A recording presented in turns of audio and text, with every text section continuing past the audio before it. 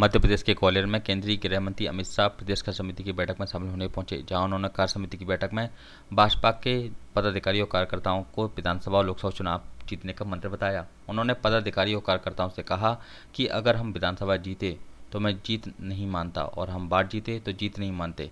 हम polling booth जीतें तब भी जीत नहीं मानी जानी चाहिए। जब हम जो बूथ के पोलिंग का जो पन्ना है उसमें 51% वोट मिले, हम उसे जीत मान सकते हैं और इस बार 150 से अधिक विधानसभा सीट जीतकर विजय बनाएं ताकि भाजपा की प्रचंड बहुमत की सरकार बन सके।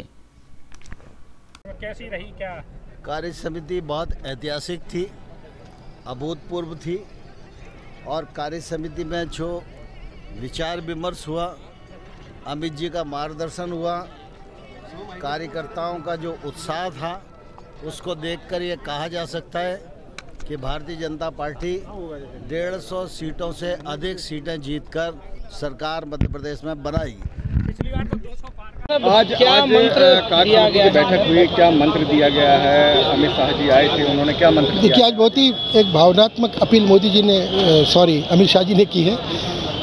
वो ये स्पष्ट रूप से बताया उन्होंने शुरुआत में ही कि वो कोई विजय का और गुर सिखाने नहीं आए हैं। उनका कहना ये भी था कि यहाँ पर जितने लोग बैठे हैं सब पुराने कार्यकर्ता हैं, सभी ने, इनमें से सभी ने किसी न किसी ने चुनाव लड़ा है, किसी ने पार्टी के लिए अपना समर्पण किया है, किसी ने चुनाव जितवाए हैं, तो उनको कोई विजय का गुर सिखाने नहीं आए। उन्होंने फिर वो हनुमान जी का उदाहरण दिया कि जिस तरह हनुमान जी जब समुद्र लांघने की बात आई तो थोड़े हिचकिचा रहे थे, तो जैसे जामवन ने उनको उनकी ताकत की याद दिलाई, वही याद दिलाने मैं आज यहाँ पर आया हूँ। और उन्होंने ये भी कहा कि जिस तरह से भाजपा का मध्य प्रदेश का संगठन, इसकी कोई मिसाल सारे देश के अंदर नहीं है। श्रद्धेय ठाकरे जी का नाम उन्होंने लिया, राजमाता जी का नाम उन्होंने लिया। उन्होंने कहा इन लोगों ने गढ़ा हुआ संगठन यहाँ पर है और सबसे सर्वोत्कृष्ट संगठन मध्य प्रदेश के अंदर आज है।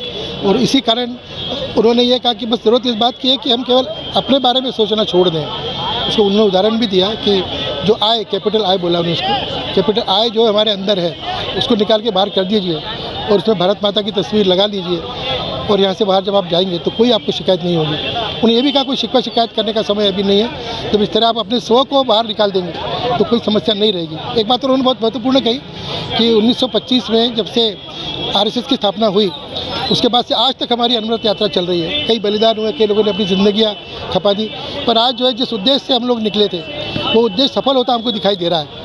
इसलिए उन्होंने कहा कि इसलिए चुनाव बहुत महत्वपूर्ण है। 2024 में सभी सीटें लोकसभा की मध्य प्रदेश में भाजपा जीते और 23 के चुनाव में जो अभी निकट है बिल्कुल विधानसभा का, उसमें शिवराज जी को कम से कम 150 से ज़्यादा सीटों की जीत हम दिलाएंगे, दिलाना चाहिए, ऐसा आह्वान उन्होंने किया।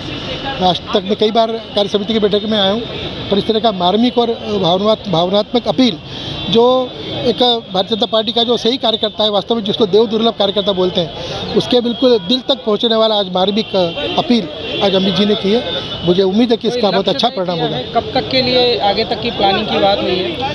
देखिए मैंने आगे तक की प्लानिंग की मैंने आपको बताया ना कि उन्होंने तो ये कहा कि अगर अगर जब हम कांग्रेस को इस चुनाव में हरा देंगे 2023 के, तो आने वाले 30 साल तक कांग्रेस सिर नहीं उठा पाएगी, ऐसा उन्होंने कहा और सही भी है। वो कोई संकल्प भी दिलाया क्या अमित शाह जी ने कार्यकर्ताओं को? वो देखिए, वो वोटिंग के संकल्प मतलब उन्होंने एक वोट के लिए कहा है।